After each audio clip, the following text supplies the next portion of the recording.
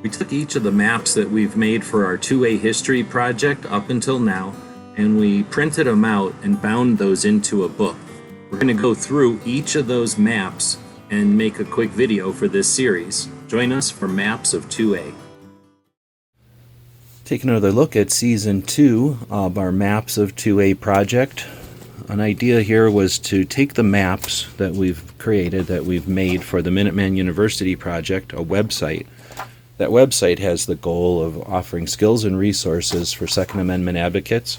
So as we create these projects, often we visualize the information in a map, and we've taken those maps and accumulated them here into this printout that we bind. We've separated them or sorted them into the inspiration and accomplishments, and also the awareness and challenges that we've got out there. In this case, we're going to take another look at one of the challenges, and that is states that have mandatory minimums. Page 47 in the new layout. All right, mandatory minimums. So a requirement that a judge no longer has discretion when firearms are involved. Mandatory minimums were created for drugs back in the day, and were used on other heinous crimes and violence.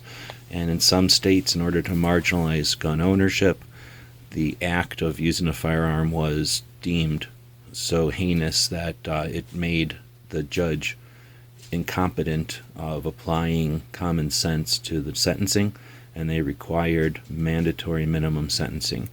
I think I probably should have put some information. If I had time, I would have put more information, since there's so few states, about the mandatory minimum, but because there's only a couple of states that I just didn't apply it to the map here. For consistency, probably, I didn't think of it. But there's only two states, New York and Florida, that have any kind of mandatory minimum sentencing. It's a heinous concept. It takes power away from a branch of government. There's checks and balances to prevent that. So this is an effort to make us aware, to allow this information to get out there. Now, if I'm wrong and you think there's some reason why the state should have some sort of lack of ability to perform any kind of awareness of the situation, and this is somehow a good thing, then let us know. But I consider it a bad thing. I definitely consider it something that we should be working to remove from the playing field. This should not be an item up for agenda. So not all of these are positive. Some of them are pretty negative. Some of them are more negative to some people than others.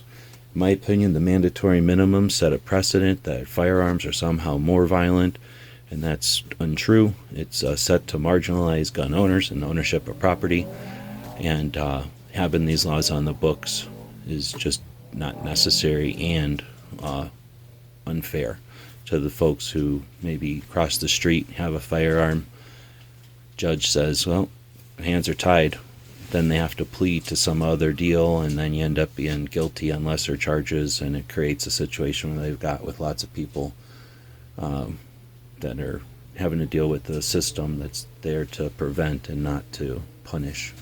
Well, I guess that's an opinion. So let's know what you think. Maybe I'm crazy. Maybe this is a good law. I really don't think it is. And very few states deal with it, so it comes up into discussions very rarely. Instead of waiting for it to come up when they tell us it needs to, let's pay attention to some of these things proactively. If you'd like to be part of the creation of this stuff, head over to our Patreon, subscribe to what we do. Let us know in the comments what you think. And until next time, thanks for watching. We'd like to thank the people that subscribe to our projects, who give us the time to work on things like the Maps of 2A channel. The guys and gals at gunwebsites.com encourage you to take a CCW class every year, practice at least once a month, and carry every day. Thank you for watching gunwebsites.com.